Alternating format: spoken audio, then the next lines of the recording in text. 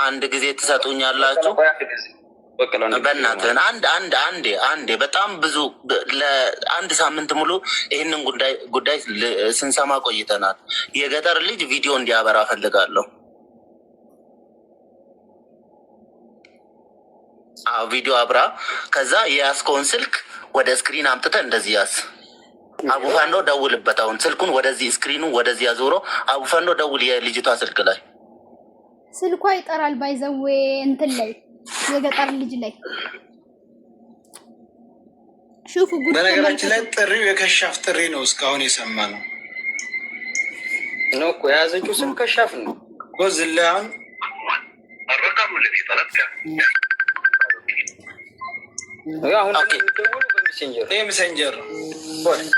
በሜሴንጀር ካላመናችሁ ተመልከቱ። ዝም ነው የሚጠራው ኤፍቢኤ ማለት ነው እንዴ። ይኸው ስልኩ አሁን ሚዲያ ላይ ጠርቷል። አንተ ስትደውል እዚህ ጋር ስጠራ አሁን እኮ ድዝም እኮ ነው ወንድሜ። ሜሴንጀር ኤፍቢኤ በሁለቱም ነው። እዚህም ሲጠራ እዚህም ይጠራል። ምንድን ነው? እስቲ ደውል ድገመው። ይኸው ደውል። ከሻፍ ስልክ የለህም? የለኝም። ምን ሌላ ስልከው ቅድም እኮ የከሻፍ ጥሪ ነበር የሰማነው አንተ ጋር። ይኸው ላሰማ አንደኛው ሰው ላይ ደውሉ ብዬ ላሰማ። ግራ ያገባን እኮ አሁን ስልኳ ለምን ይጠራል? የት ነው ያለው? ኢትዮጵያ ተገባ እንዴት ሊጠራ ቻለ? ኢትዮጵያ ተገባ የሚጠራ ስልክ አለ። ያ ግን የተበረመጀ እና የተሞላ ስልክ ነው። አሁን አረቦች ያስተካክሉና በቴሌ የትም ሀገር ሲሄዱ ስልካቸው ይጠራል። ያ ግን የተሰራ ስልክ ነው። በቴሌ ክፍያ አድርጎ። አሰላሙ አለይኩም ወራህመቱላሂ ወበረካቱ። እንደውም ክርስቲያን ግኖቼ ሰላም ብያለሁ። ለከደው ጀማችሁ በአዲስ የሆናችሁ ላይክ፣ ሼር፣ ሰብስክራይብ ማድረግ እንዳትረሱ። ከመጣችሁ አይቀር ላይክ አድርጎ አይከፈልበትም ማለት ነው። ማለት ትናንትና ላይቡን ስትከታተሉ የነበራችሁት ምናልባት ይሄን አይታችሁ ሊሆን ይችላል። ያልተከታተላችሁ ደግሞ በተደጋጋሚ ሳያ ላይብ ላይ እየተጠያየቁ በውስጥ የሀናን ስልክ ደውልበት ብሎ ማን እንደነገረው እኔ እንጃ። ያው ሰው ሳያይ የሰው ልጅ ይጨምርበታል እንጂ ማለት ነው። የሆነ ነገር ሳይ ዝም ብሎ ከመሬት ተነስቶ አይናገርም ባይዘዌ ማለት ነው። እና ደውልበት እስቲ ብሎ ሲደውልለት ኦልሬዲ ላይብ ላይ ሆኖ ገጠር ልጅ ጋር ብዙ ጊዜ ጥሪ ሰምተናል። ግራ የገባን ማለት ነው። ያህና ስልክ የገጠር ልጅ ጋር አሁንም ደግሞ እሱ ከዚህ ሲደውል አይታችኋል። ፊት ለፊት ላይ ግራኑ የተጋባ ነው። እንዴት ነው? ምንድን ነው ነገሩ? ያኔ ደግሞ የገጠር ልጅ ሲጠየቅ ምንድን ነው ያለው?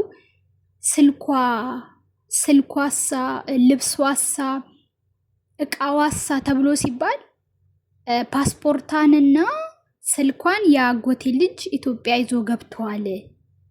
ልብሷ ደግሞ ሞታለች ሲባል ደንግጠን እዛ ጣል ነው። አንደኛው ደግሞ መጥቶ ምን ይላል? ስልኳንም እቃዋቸንም እንዳለ የሱ አንደኛው ጓደኛው ማለት ነው አስቀምጡ ብሎን እዛ አስቀምጠናል ይላል አንደኛው። ግራ ገባን። እሺ አንደኛ ነገር ስልኳን ያጎቷ ልጅ ስልኳን ይዞ ከሄደ ኢትዮጵያ ከገባ የሳውዲ አረቢያ ቁጥር ኢትዮጵያ ላይ አይጠራም፣ እዚህ ሀገር ላይ እንጂ ማለት ነው። ኢትዮጵያ ላይ አይጠራም። ገባችሁ አይደል? እንዴት ስልኳ ሊጠራ ቻለ? የዝች ልጅ እንደተባለ ወደ የመን ድንበር ከሆነ ስልክ ይጠራል የሳውዲ አረቢያ እስከተወሰነ ጊዜ። እስከ የት ሀገር ነው ያሉት ትላንት ሲናገሩ እንደሰማሁት ከሆነ ገባችሁ? አሁን ግን ደግሞ እቺ ልጅ ስልኳ ይጠራል። የሚጠራው ደግሞ የሚታየው ፊት ለፊታችን የሆነ በሚደውል ሰዓት ይጠራል። እንትና ጋ ማን ነው የገጠር ልጅ ጋር እና የሀና ነገር እንደኔ ግራ የገባው መጨረሻው የናፈቀው ብቻ አላህ ሱብሃነሁ ወተዓላ ለአባቷ፣ ለእናቷ፣ ለልጅዋ ሲል እንደው ይመልሳት ብዬ ነው ምለው። እቺ ልጅ ትላንት ከስር የለቀቁትን ቪዲዮ አይታችሁ ያዳመጣችሁት በሙሉ ካላችሁ ማለት ነው፣ የሌላችሁ ደግሞ ማለት ነው የገጠር ልጅ የሚናገረው ሌላ፣ አንደኛው የሚናገረው ሌላ። ሽፍታው ፊት ለፊታችን ትንሽ ጠጋ ብሎ እንትን ደፈራት። ከዛም በኋላ ይዟት ሄደ፣ እጇን ጠፍርጎ ይዟት ሄደ ነው የሚሉት ማለት ነው። አንደኛው ደግሞ በቃ እነሱ ራሱ የተለያየ አማርኛ ነው የሚያወሩ። ገባችሁ አይደል?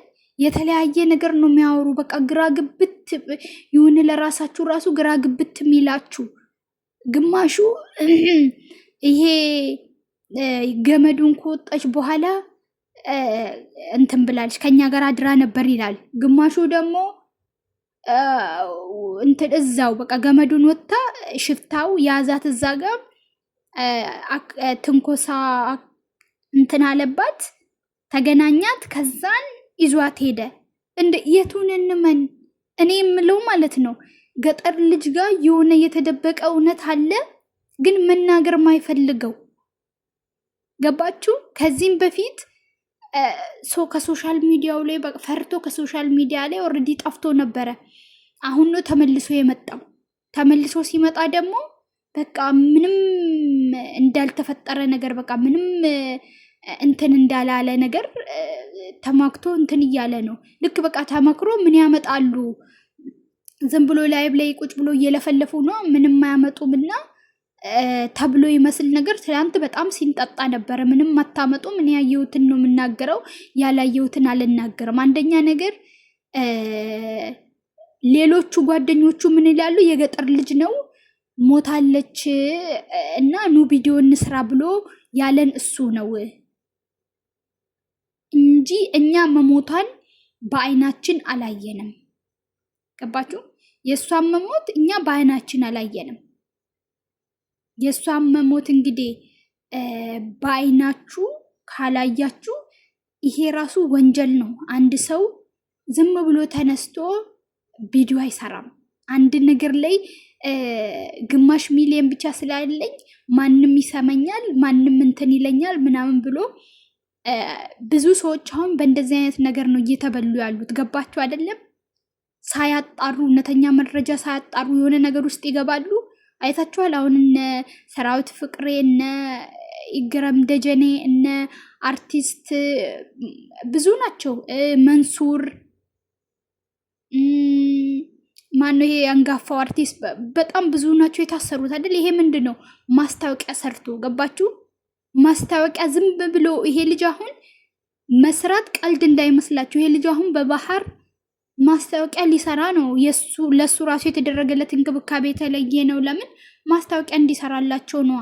የተለየ ነገር እንዲያደርግላቸው፣ ፕሮሞት እንዲያደርግላቸው ነው።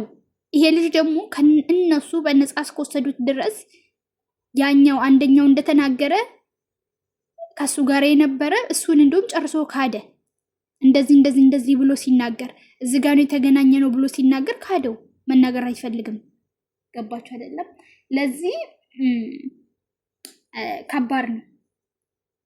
እኔ የምለው ነገር እውነቱ እንደምታዩት ከሆነ የገጠር ልጅ ጋር እውነት እንዳለ የሚያሳይ ነገር አለ። ግን መናገር ማይፈልግ መናገር አይፈልግም። አቋን አላህ ያወጣ። እኔ ግን አሁን ላይ ብዙ ነገር እንትን ብሏል። ምንድነው በቃ ብጥብጥ ብሏል። እኔ መጨረሻው ነው የናፈቀኝ።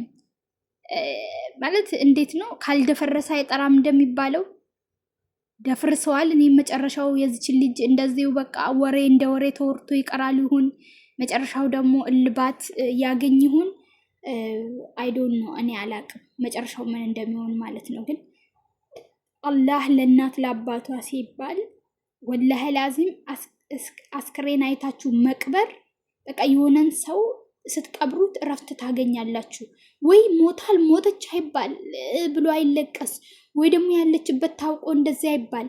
አሁን በቀደም በከል እንደው ለዛች ለምስኪኗ አንደኛ ከርታታ ናትና እንደው ለምስኪኗ ቤተሰቦቿ ሲል አላህ እንደው ካለችበት ያ ረቢ እነሱንም አራርቶ እንደው እንዲለቋት ሁላችሁም ጸሎትና ዱዓ በየእምነታችሁ አድርጉ። እቺ ልጅ ብዙዎች እንደሚያሳየ ከሆነ በህይወት እንዳለች ነው። ግን ወንዶች እኔ ወላሂ ላዚም ከሴት ተፈጥራችሁ ነገ ሴት ልጅ ትወልዳላችሁ። ሰው የዘራውን ነው የሚያጭደው። ነገ ሴት ልጅ ትወልዳላችሁ። እህት ሊኖራችሁ ይችላል። እህት ባይኖራችሁ መቼስ ከሴት ማፀን ወጥታችሁ በሴት ላይ እንደዚህ አይነት ግፍ፣ መከራ፣ ሰቆቃ የምታደርሱ እንደው ፈጣሪ ዱንያ አኽራችሁን ያበላሽ።